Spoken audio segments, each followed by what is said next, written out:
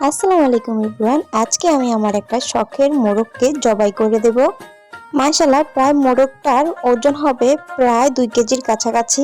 আমি মোরগটাকে কেটে বেছে ধুয়ে এই যে টুকরো টুকরো করে নেব। পরিষ্কার পানিতে মোরগটাকে ধুয়ে নেব।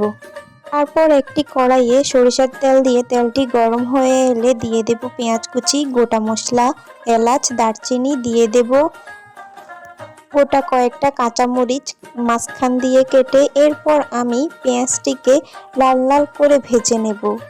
পেঁয়াজটি লাল লাল করে ভেজে নেওয়া হলে তারপর আমি দিয়ে দেব দেশি মুরগি মাংস।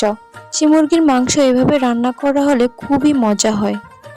তারপর দিয়ে দিব লবণ দিয়ে এখন আমি মুরগিগুলোকে ভালোভাবে মিক্স করে নেব। দিয়ে দেব হলুদের গুঁড়ো। এতে করে লবণ আগে দিয়ে দিলে মুরগির মাংসের ভিতরে ভালোভাবে লবণ ঢুকে। এখন আমি ভালোভাবে মুরগির মাংসগুলোকে ভেজে নেব লাল লাল করে। তারপর দিয়ে দিব টমেটো কুচি, দিয়ে দেব আদা পেস্ট, দিয়ে দিব রসুন পেস্ট, দিয়ে দেব শাহি গরম মশলা, দিয়ে দিব জিরে গুঁড়ো।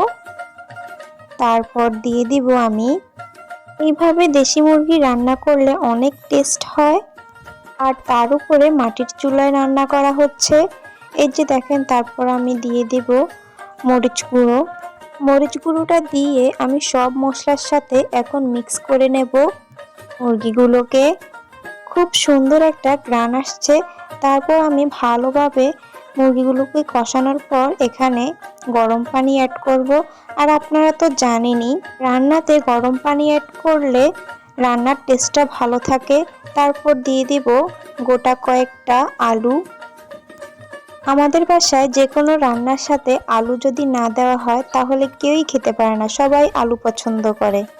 তারপর আমি আবার পানি অ্যাড করে দেব ভালোভাবে একবারের জন্য। অ্যাড করার পর রান্নাটা একদমই রেডি হয়ে যাবে। এই যে দেখেন, খুব সুন্দর একটা ঘ্রাণ বের হয়েছে।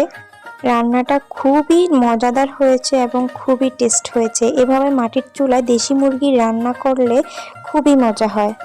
ভিডিওটি ভালো লাগলে বেল বাটনটি প্রেস করে সাবস্ক্রাইব করে দিও বন্ধুরা। ফেসবুক থেকে ফলো দিয়ে লাইক, কমেন্ট, শেয়ার করে দিও বন্ধুরা। ধন্যবাদ।